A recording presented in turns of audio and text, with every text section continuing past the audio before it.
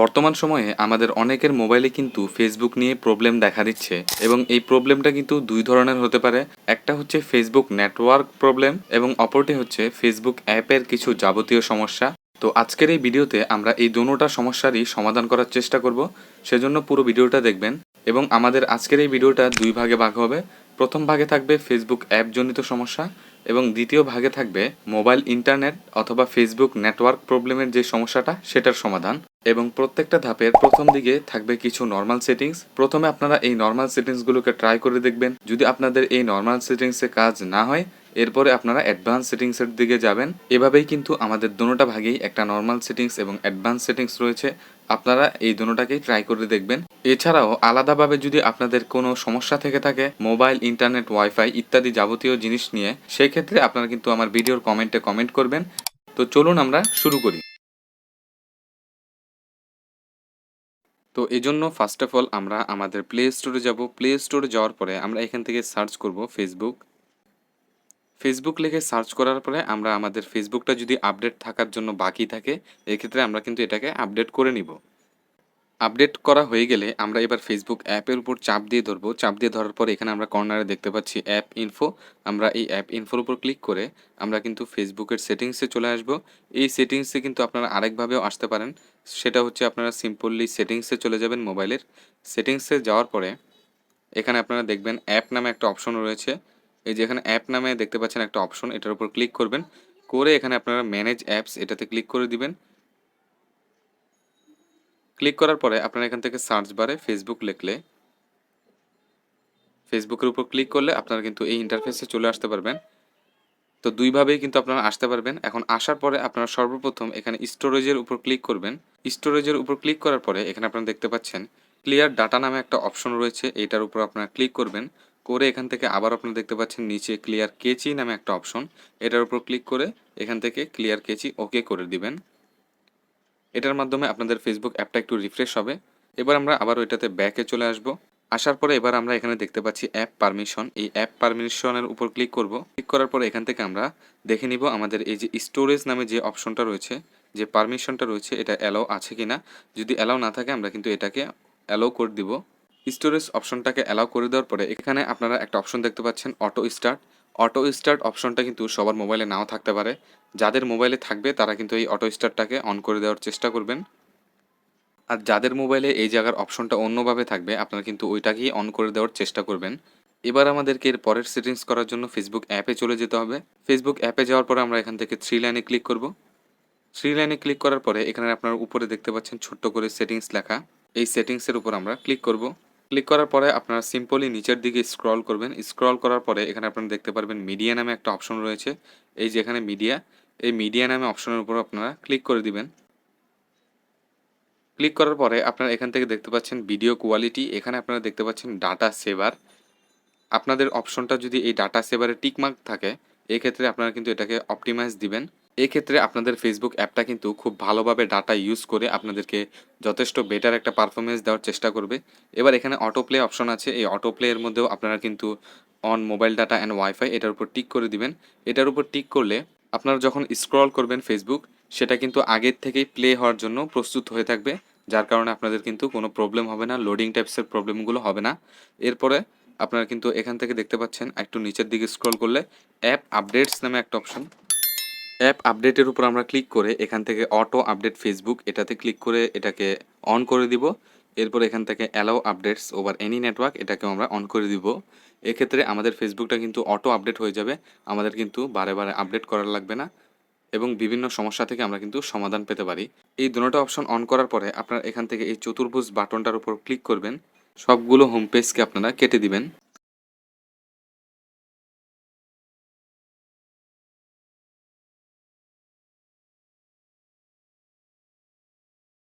তো advance ধাপটাকে complete করার জন্য সর্বপ্রথম আমাদেরকে আমাদের ফেসবুক অ্যাপটাকে আপডেট করে নিতে হবে। আপডেট করে নেওয়ার পরে আমরা আমাদের এই ফেসবুক অ্যাপটার উপর চাপ দিয়ে ধরলে এখানে ডান পাশে অ্যাপ ইনফো নামে একটা অপশন দেখতে পাচ্ছেন, এটার উপর আমরা ক্লিক করে দিব। ক্লিক করে দেওয়ার পরে এখানে আপনারা সর্বপ্রথম স্টোরেজ নামে একটা অপশন দেখতে পাচ্ছেন, আমরা এই অপশনের উপর ক্লিক করব। ক্লিক করে আপনারা নিচে দেখতে পাচ্ছেন ক্লিয়ার ডাটা, এটার উপর আমরা চাপ দিব। ক্লিয়ার ডাটা অপশনটাতে ক্লিক করার পরে আমরা আগের বারে কিন্তু ক্লিয়ার কেচি করেছিলাম, এবারে কিন্তু আমরা ক্লিয়ার কেচি করব না।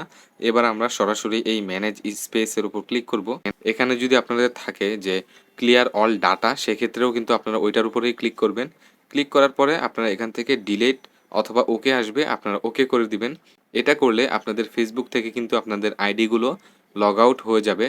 কোনো মোবাইলে এটা লগ আউট হয়ে যায়, আবার কোনো মোবাইলে কিন্তু লগ আউট হয় না। এটা মোবাইলের উপর ডিপেন্ডস করে। তো লগ আউট হয়ে গেলে কিন্তু আপনাদেরকে আবার নতুন করে লগ ইন করতে হবে। সেই জিনিসটা কিন্তু আপনারা অবভিয়াসলি খেয়াল রাখবেন। তো এই জন্যই আমি বলেছিলাম যে আগে আপনারা আমাদের প্রথম ধাপটা দেখে আসবেন। সেটাতে না হলে আপনারা কিন্তু এই ধাপটা চেষ্টা করবেন। ক্লিয়ার ডাটা করার পরে এখানে আপনারা দেখতে পাচ্ছেন ডাটা ইউজ, এই অপশনটার উপর ক্লিক করবেন।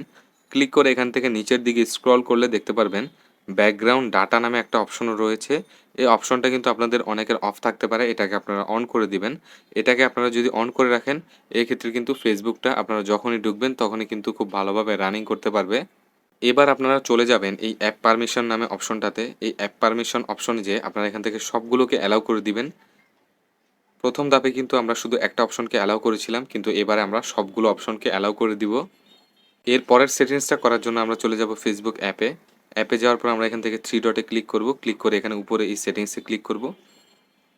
ক্লিক করার পরে নিচের দিকে স্ক্রল করে এখান থেকে আমরা মিডিয়া নামে অপশনটা বের করব। বের করে আমরা এখান থেকে প্রথমে দেখতে পাচ্ছি ভিডিও কোয়ালিটি, এটাকে আপনারা অপটোমাইজে দিয়ে দিবেন। এটা যদি ডাটা সেভারে থাকে আপনারা এটাকে অপটোমাইজ করে নেবেন, অপটোমাইজের উপর দিয়ে নেবেন। এরপর আপনারা নিচে দেখতে পাচ্ছেন অটোপ্লে, এটাকেও আপনারা কিন্তু on mobile data and wifi দিবেন। এবং আরেকটু নিচের দিকে স্ক্রল করে আসার পরে এখানে দেখতে পাচ্ছেন অ্যাপ আপডেটস। এই অ্যাপ আপডেটসের উপর যে আপনারা প্রথমে কিন্তু এই দুটো অপশনকে অন করে নেবেন।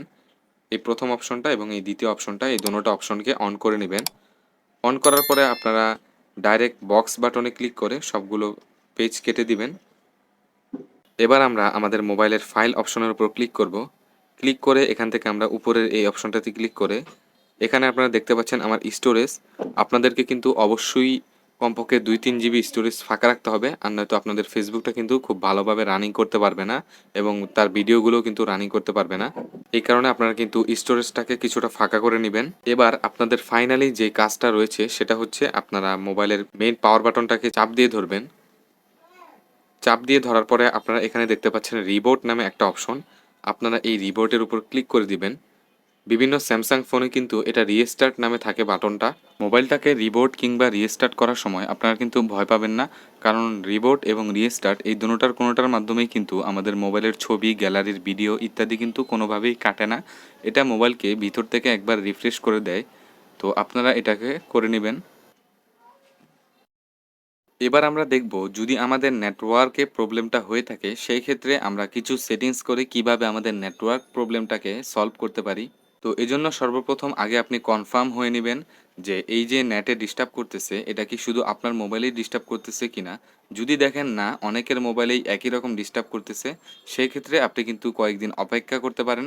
কারণ আমরা জানি বিগত কয়েক মাসে কিন্তু আমাদের বাংলাদেশে নেটওয়ার্ক কিন্তু অনেকবার অফ এবং অন করা হয়েছে, যার কারণে হয়তো নেটওয়ার্ক টাওয়ারগুলোতে কোনো প্রবলেম তৈরি হয়েছে, যার কারণে আমাদের এই নেটটা ডিস্টার্ব করতেছে। বাট যদি আপনারা দেখেন যে না, শুধু আপনার মোবাইলেই ডিস্টার্ব করতেছে, আশেপাশের সকলের মোবাইলই ভালোভাবে চলতেছে, সেক্ষেত্রে আপনারা কিন্তু আমার এই সেটিংসগুলোকে অ্যাপ্লাই করতে পারেন। তো চলুন আমরা দেখে নিই।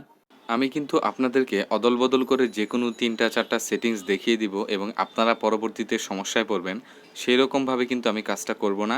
আমি আপনাদেরকে যে ২-৩টা সেটিংস দেখাবো, সেই ২-৩টা সেটিংসগুলোকে একদম প্রপারলি বুঝিয়ে বলবো যে কোনটার কী কাজ এবং আপনাদের অনুযায়ী আপনারা এই সেটিংসগুলোকে চালু করবেন।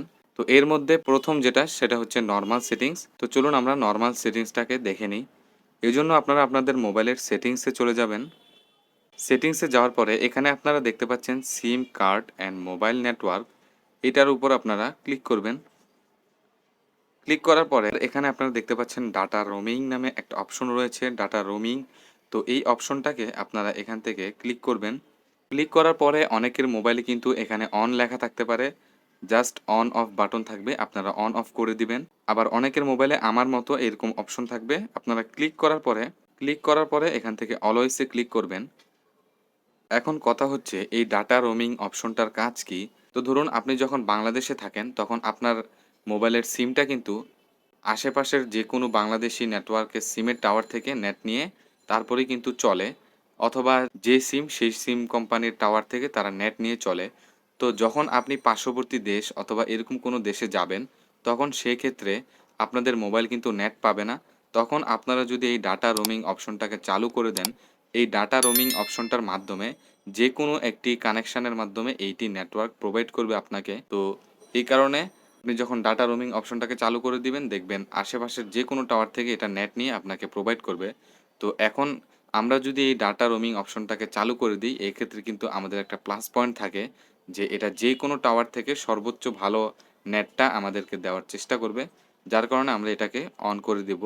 তো এটা আপনারা আপনাদের ইচ্ছা অনুযায়ী অন অফ করে নিতে পারেন এবং এটা আপনাদের ইচ্ছা অনুযায়ী দেখে নিবেন। যদি দেখেন যে এটা অন করার পরে আপনারা ভালো নেটওয়ার্ক পাচ্ছেন, এক্ষেত্রে আপনারা এভাবেই চালাবেন।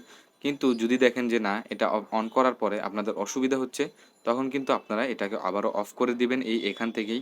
এবার আপনারা এখান থেকে দেখতে পাচ্ছেন সিমগুলোর নাম। তো আপনারা যেই সিম ইউজ করেন, একটা হলে একটা, দুইটা হলে দুইটা, এখানে সিমের নামগুলো থাকবে। তো আপনারা যেই সিমের নেটওয়ার্ক সেটিংস করতে চাচ্ছেন সেই সিমের উপর ক্লিক করবেন। তো আমি এখানে একটা সিমের উপর ক্লিক করলাম। ক্লিক করার পরে এখানে আপনারা দেখতে পাচ্ছেন প্রেফার্ড নেটওয়ার্ক টাইপ, এই অপশনটাকে দেখতে পাচ্ছেন। এই অপশনের উপর ক্লিক করবেন। এখানে আপনারা দেখতে পারবেন প্রেফার এলটিই অথবা প্রেফার 4G 5G লাগানো রয়েছে। এখন আপনাদের মোবাইলটা যদি কম দামি হয় অথবা একদম অনেক আগের হয়, সেক্ষেত্রে আপনারা কিন্তু এখান থেকে প্রেফার 3G এই অপশনটাতে সিলেক্ট করে দিবেন। এক্ষেত্রে এটা কিন্তু 3Gর আন্ডারে চলবে এবং আপনাকে কিন্তু অনেক ভালো একটা নেট প্রোভাইড করতে পারবে। কারণ বর্তমানে কিন্তু 3G বেশি মানুষ চালায় না। সবাই 4G 5Gর দিকে চলে গিয়েছে। তো আপনি কিন্তু 3G দিয়ে খুব ভালো একটা ইন্টারনেট পেতে পারেন। অনেক সময় দেখা যায় যে অনেকে আছে মোবাইলে কথা বলার সময় কেটে, কেটে আসে এবং অনেক বেশি প্রবলেম হয়। সেই ক্ষেত্রে এই অপশনটা কিন্তু একটা অনেক বড় সুবিধার একটা অপশন। কারণ এই অপশনটা যখন আপনি প্রেফার 3G দিয়ে কলের মাধ্যমে কথা বলবেন, তখন দেখবেন আপনারা কিন্তু আগের থেকে অনেক বেটার পারফরম্যান্স পাচ্ছেন। তো এক্ষেত্রে এটাও আপনারা জেনে বুঝে আপনাদের ইচ্ছামতো প্রেফার 3G 4G এটা করে নিবেন। তো এটাই ছিল আমাদের নরমাল সেটিংস। এই নরমাল সেটিংস ২ টার মাধ্যমে আপনারা কিন্তু আপনাদের মোবাইল ইন্টারনেটটাকে স্পিড বাড়িয়ে নিতে পারেন।